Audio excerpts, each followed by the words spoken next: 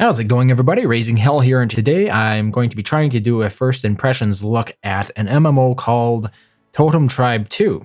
So now, as you might notice on the screen right here, we have a bit of land that extends out, much like Civilization 2 probably would be a fair comparison here. So the structure in which I'm going to attempt to approach first impressions like this is to talk about some general concepts about Totem Tribe 2. So I was initially approached by the developer of this game to cover it.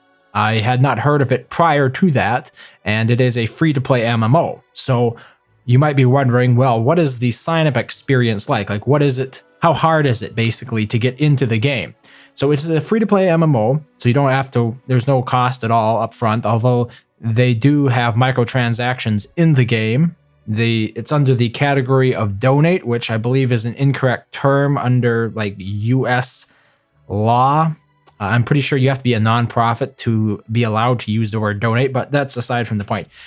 So the game doesn't cost anything to get into it, and it doesn't have a monthly cost. When it came to signing up for the game, for Totem Tribe 2, I was asked for information that I personally felt was a little bit invasive. So on the sign-up page, basically they asked for a security question. This was one of the things that really stood out to me. So by asking for a security question, basically what this will do is it will give them both your email address and a security question tied to that email address. Now, my big concern here is, let's say a lot of people probably only have a couple of email addresses. Not everybody is as tech savvy as some of us like to think. So what might happen here is that they sign up with that email address, and then they answer a security question like, what high school did you go to, or who was your favorite teacher in grade 12, stuff like that. You provide an honest answer, which by the way, you should never do. And then basically the developers of Totem Tribe 2 have an email address and the security question linked to it. I don't want to say this is a complete reason not to play the game, okay? But it is certainly a concern of mine, and I think it's well worth pointing out and advising that anybody who signs up for Totem Tribe 2 do not include actual information for the security question, okay? So moving on from there, once you have your account set up, you'll have to download a client to play this game. While it does look like Totem Tribe 2 is something that could run in a browser, at the moment at least on Windows, for me, it required a client to download and install.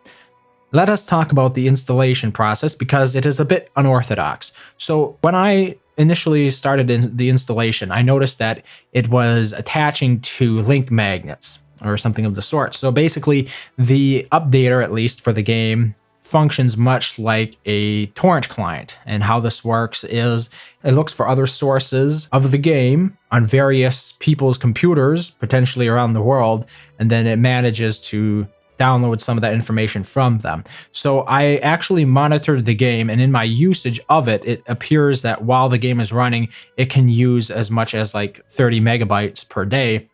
I haven't been running it all day, and I'm not sure if that 30 megabytes is simply communication, like client-server communication, or actually peer-to-peer communication, wherein I am actually uploading some information to other people who have downloaded and attempted to install Totem Tribe 2. So my biggest problem with this is that it was never disclosed, really. It's just sort of hinted at that this is a peer-to-peer program, or the installer or updater is a peer-to-peer program, it appears anyway. I could be completely off about this, but that is how it looks. And like I said, there is no disclaimer about that on there. So if you're worried about your computer reaching out and downloading potentially more data, uploading potentially more data to other people who are running the game so that they can install it or update it, this is something to keep in mind. Now, inherently, peer-to-peer is not a bad system. It's just that there are people in situations where peer-to-peer might actually be drawing more data or might be using bandwidth that they need for other applications, and it can basically result in network degradation for that person, which is why I think it's important to disclaim things like this to the player beforehand. Okay, so with that out of the way, we have the game installed. What is the game about? Oh, it's taken 5 minutes to get to this point. So let's talk a little bit about the objective of the game. So the game starts out with a story, and it takes place inside your village. So here is my village at the moment. Now, when this story began, we started in the ruins, and as you can see, it could use a little work. So far, I haven't been able to replace any of the ruins, but we have built a quite successful village to the northeast of it or so. The game starts with a bit of a story. So Totem Tribe 2, while it might on the surface look like a typical Clash of Clans clones sort of strategy game, has a very tightly woven story integrated into it, in which you are a hero. Unfortunately, my hero is not in this town, but you are a hero and you are out to basically defeat some superior overlord things that have been oppressing this entire world.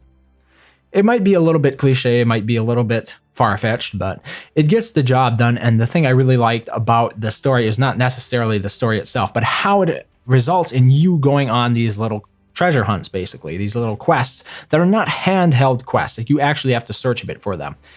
So in addition to that RPG element, which I thought was a nice tie-in for a more classic strategy game such as this, we have the city building element. So you construct buildings in your city from right here, much like you would in games like Stronghold Kingdoms. People know me from Stronghold Kingdoms, or games like Ebony Online, Travian, any of those types of games.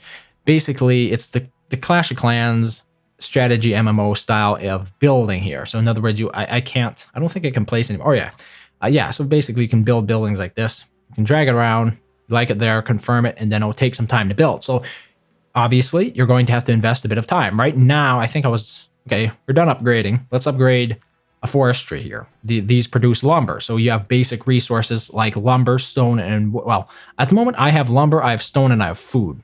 I'm sure this will increase later. As you can see on the map, there is some oil right over here. This is a source of oil, apparently.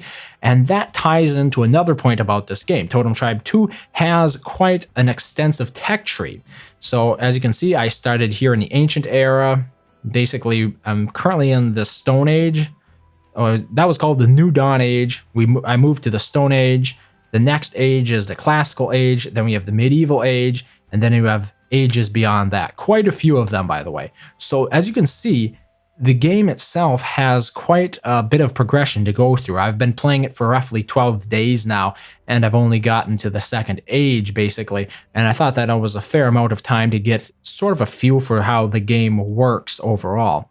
In terms of the village, you have pretty much your standard buildings. This building increases the amount of science produced. This one allows you to recruit units that can go ahead and scout the map. This one allows you to create hunters, basically weak fighters. This one allows you to train warriors, train braves, whatever they call them. And then we have the actual map itself. So when we click on this thing, we go over to the world view, which we started at. And as you can see on the world map, there are other players with us. So now you might be wondering about the MMO aspect to it, right? This is build, Totem Tribe 2 is build as an MMO. What is the player interaction like? Well, I'll say full stop. In my time playing this game, I've had 0 people contact me. There is a global chat panel. Right here is a global chat panel. You can make it bigger. You can make it smaller. You can hide it altogether. That's not what I meant to do. I meant to make it smaller like this. I personally would have preferred to have it like on the right side of the screen or the left side of the screen. Think about stuff like Twitch chat. That's an effective model. I don't know. See, here's the problem. A lot of messages can be displayed in a small area. You don't need to have this and it's also more difficult to read when you have an entire message box that spans like the width of the screen. It just doesn't make as much sense as having it over here on the side, basically where the smaller messages like I like cheese and well, I like trains can easily be displayed within that, I don't know, fifth of the screen area, right?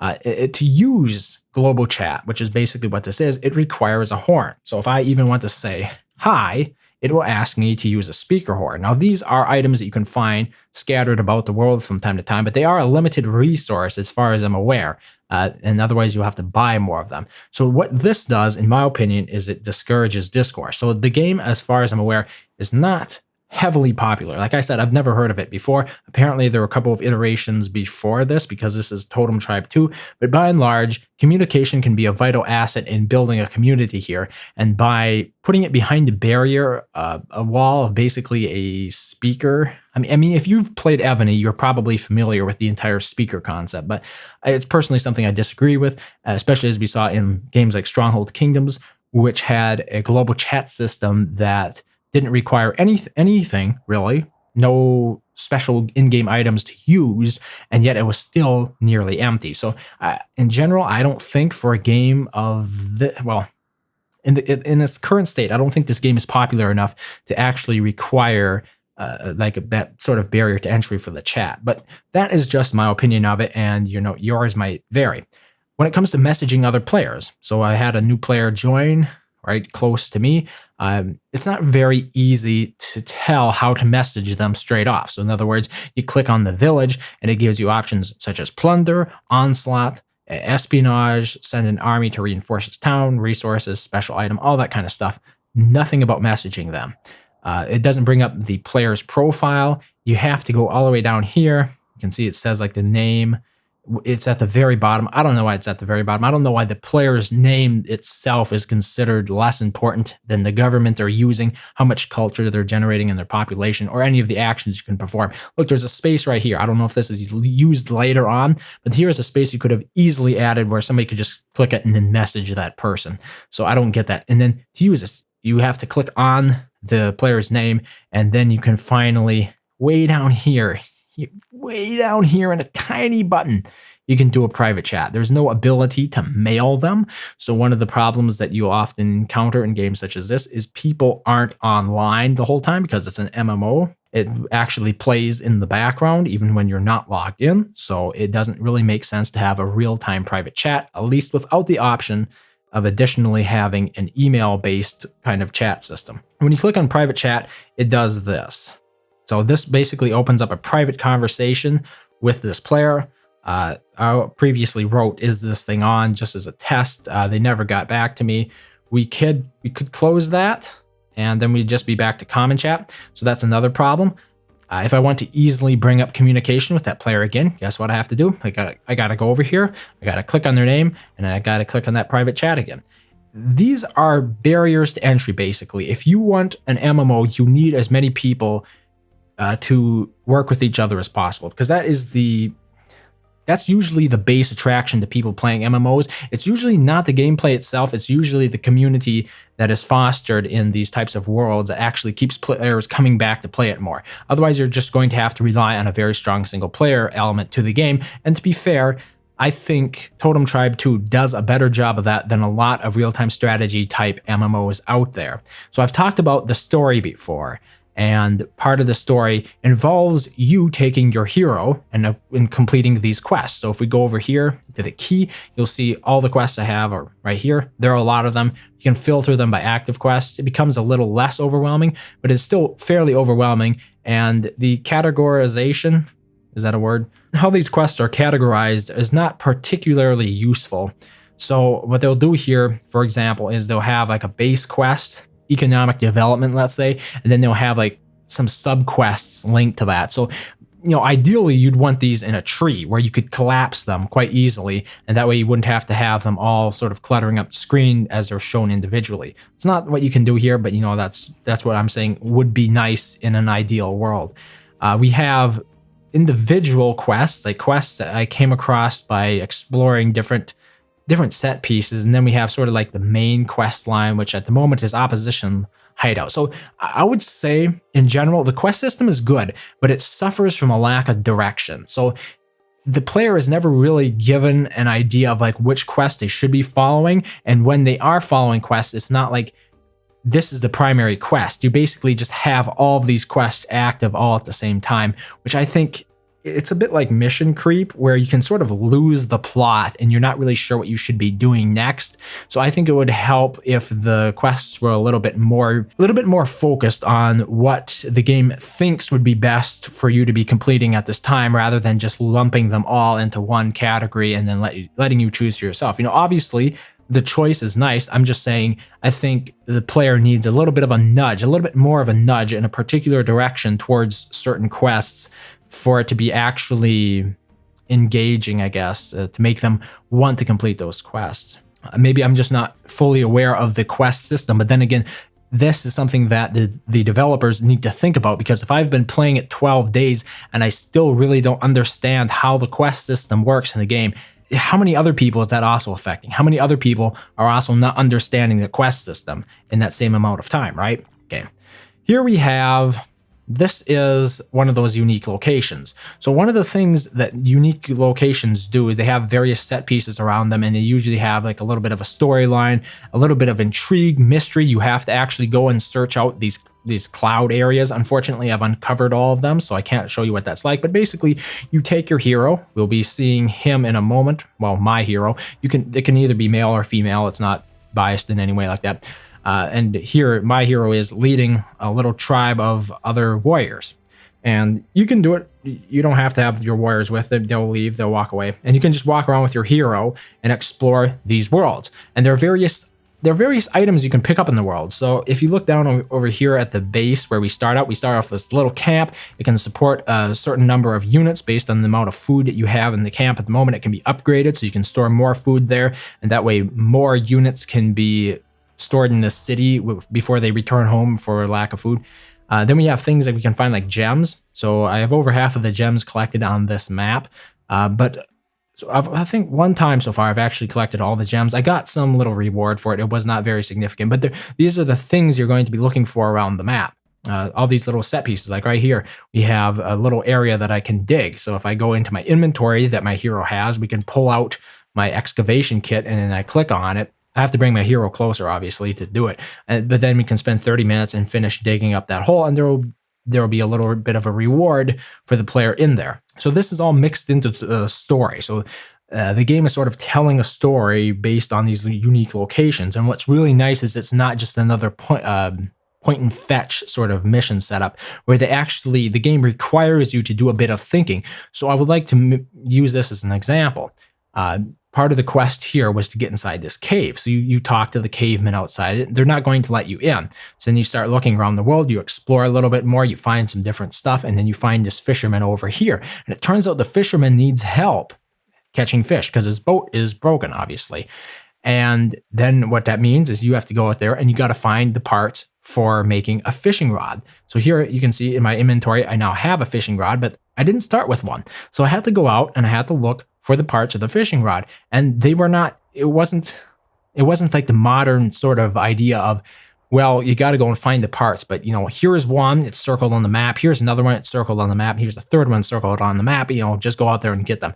I actually had to do the looking around the map for them. So it's a bit like a hidden puzzle sort of game in that sense, where you have to be quite cognizant of your surroundings. Basically, you have to keep an eye out for anything that looks a little bit off. You click on it, and then it will be returned to your inventory, basically, or it'll do whatever it needs to do. So once, anyway, I finished fishing. I finished the fishing pole. I started fishing, caught this little dude some fish here. And then he gave me some advice on how to get into the cave. So to get into the cave, I actually needed to pay these cavemen with a tribute of meat. How do you get meat, you wonder? Well, they don't tell you it. And some people might have a problem with this, but I personally didn't. It requires a little bit of trial and error. So basically, there are a whole bunch of these creatures. I think they're called den dogs. Yeah. This entire area was infested with den dogs. So what I did was I went ahead, brought my army over here along with my hero, and we cleared out this entire area of den dogs, with the exception being these up here because I was saving these for this quest. So when I reached this plot, and this is a little bit of a spoiler, when I finished killing those den dogs, they actually dropped some meat. But it wasn't the typical idea of a quest in the modern sense of a lot of games where they say, we need meat. Dog took our meat. Go kill dog. Because, they're cavemen. They're tribal, basically. So they speak like that in their text. So I really like that aspect of the game where there's a little bit of a search and find, a little bit of an RPG element, a lot of the classic strategy element. You got your Civilization 2 sort of art style. The map is much like Civilization 2. Your borders expand due to culture. You got an entire tech tree that spans through the ages. I think there's a lot of original ideas here, and I really like that. And it's sort of a time when everybody's just pumping out Clash of Clans clones. Now, I know that was probably a couple of years ago when we had the epidemic of Clash of Clans clones, but you get the point, is that it's great to see something original being brought to the table. So anyway, I don't have a whole lot of units here. Let's try to take on these den dogs and see if we get killed. So you basically just walk into the combat, It doesn't look, I would say this is definitely one of the weaker aspects to the game is its combat. If you're familiar with Ebony online, basically it works like that game except worse. So apparently we did in fact lose. It looks like we lost, maybe not, I'm not sure. I don't see any fighting anymore, but this is one of those things, you talk about the combat system in the game. I think my hero just died. How can I tell what's going on? It's not easy to see. I don't know what's going on. I just see my little guys flying off. I don't see anybody actually fighting. Your hero is dead. You'll be now taken to the world map. So, there's a lot to like there. I don't think I like the combat. I really don't think I like the combat. So I lost my entire army. How was I to know whether or not I had a suitable army size? You really can't tell. Like you'll have your units with statistics on them. So if we go back to our main village, we can go ahead and resurrect the hero like this. It doesn't cost much, it just costs some time and resources. So you don't have to be too worried about your hero. And then I also have to go ahead and retrain some units here. So we lost a whole bunch of braves. Let's see. I don't have enough wood to recruit them all. Oh wait, I did. Okay. Yeah, so each of them takes about an hour to recruit at the moment. And obviously, 6 of them or so, 5. It'll take a few hours to rebuild that stack up. If I had won though, I would have unlocked the chest in the area. I was hoping I would win. Didn't turn out to win. So it's a bit tough in that sense. But how do you find out how you did? Because the animation of that battle was not very good, was it? You can go in here to quest battles, and it says you attacked hostile creatures in your town opposition hideout. The army was completely destroyed, and you can archive the report, delete it, and share it. If you want to go into more details, it says unhelpful stuff like this. So rather than actually telling us the types of units that are lost, it simply shows an indicator. So even if I press my nose up against my screen, I have no real idea what the actual distinction is between these two units here, and it doesn't help. You can't right-click them, anything like that. There's just no way to get additional information about this attack. The attack system in this game is atrocious, really. If you've played Ebony, I thought that system was bad. This is worse, and the same goes for the defense. Apparently, there were like 2 different types of den dogs there. They lost 4. And I guess kept 2. So I think we're pretty close to winning it, but my army was completely destroyed. What do you lose from destroying an army? I really couldn't say. Let's replay it once. This is a replay of a battle. Apparently it exists in rounds. So this is round 1. What's the next round? I don't know. What does that mean? And here it says warrior. Once again, you can't hover over this stuff to tell what kind of unit it is. It attacks the blank space, which is understandable. The game, I believe, is still in beta or something to that effect. So those art assets will hopefully be filled in later. But just the way this combat system, like the report works, I don't know. It's very all over the place, basically. Like you got your spreadsheet kind of numbers going on over here. Does the average person need to know these kind of details and at the same time can't just hover over a unit to see like the base details of that unit, like how much health it has, how much damage it does? It seems like there are 2 conflicting problems here. On one hand, we want to give the player this abundance of information, like icon 1 hits blank icon for 7.33 in parentheses 10.00 times 1.02 versus 4 shield. I don't know what that means. I really don't know what that means. So you get an idea though. My warrior hit den dog hits my warrior, and so on. It basically just happens again and again. Or you can advance to the next round. Like there are 36 rounds. Can't we find a more visually appealing way of displaying this kind of information, I guess would be my question. So the UI, just like being tooltip friendly and stuff, it needs work. And then like this, like clicking through all that kind of stuff. The reports are also a little bit difficult to navigate, but it's doable. So then you might be wondering, well, if that's what attacking animals is like, what is attacking other players in this game like? So I actually looted this village. I got a report from it, much similar to the report you saw, and I got some resources. Unfortunately, unlike Stronghold Kingdoms, you don't get to see their defenses. I think this is a missed opportunity for sure. I know there is sort of a difficulty to be had when you have a massively multiplayer, always online game, and you want to incorporate real-time strategy sort of elements into it, mechanics.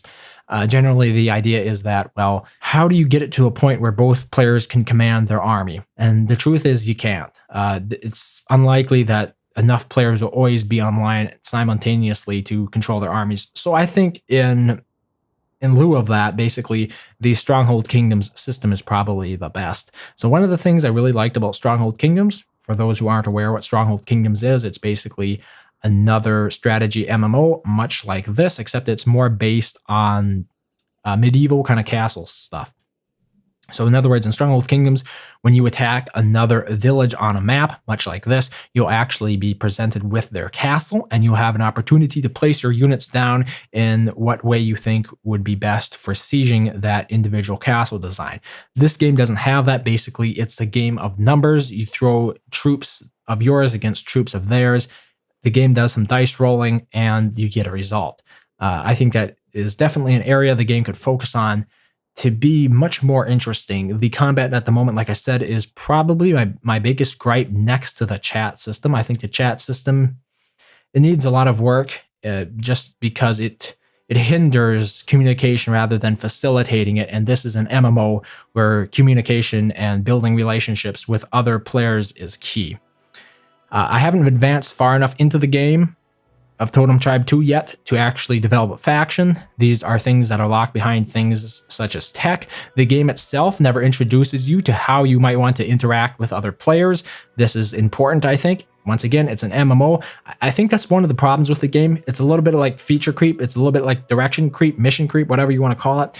The game kind of wants to be this single-player RPG strategy mixture experience, and then at the same time also wants to incorporate that into a living, breathing MMO world, and I'm not exactly sure it does the MMO part of that particularly well. I think, by and large, the story aspect, the single-player story aspect of the game is really good, but I think the MMO aspect needs to be incorporated better into that story, where it actually makes sense for the player to go out and contact other players, or at least for various reasons. I don't know what the developer could come up with.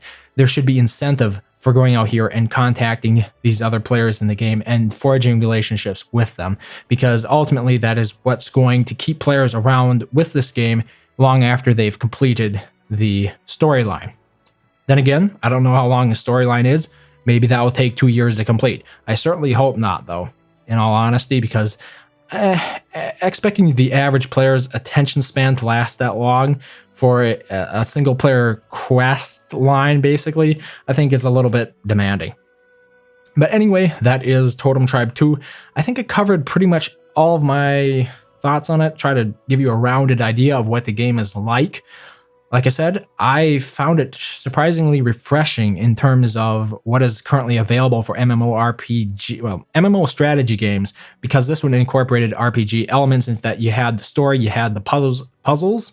Maybe I didn't show you the puzzles. There are some good puzzles. In addition to search and find, there are actually some puzzles that require a bit of thinking to complete. For example, here we have the garden den. You have to clear out the garden without accidentally clicking on flowers that are hidden underneath the grass. Think Minesweeper, but with some original rules. Then you had other things. There's a well right there.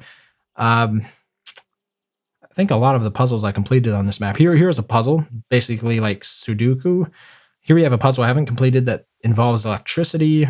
And here we have a match 3 puzzle, basically. So, like I said, I really like the aspect, or I like this idea of like combining genres into what is sort of a stale MMO, the strategy MMO formula at the moment. So definitely check it out. You know, if you like Stronghold Kingdoms, I think this game holds potential because it's still being developed. I'm not exactly sure how many players are playing it, but yeah, I think it's certainly worth checking out. And yeah, I'd like to see it improve. I really would, because it is definitely one of the better strategy MMOs that I've seen in the last few years. I've tried Ebony, I've tried Travian, or whatever that game's name is. They're all so the same, and this one is different. It's different in a good way.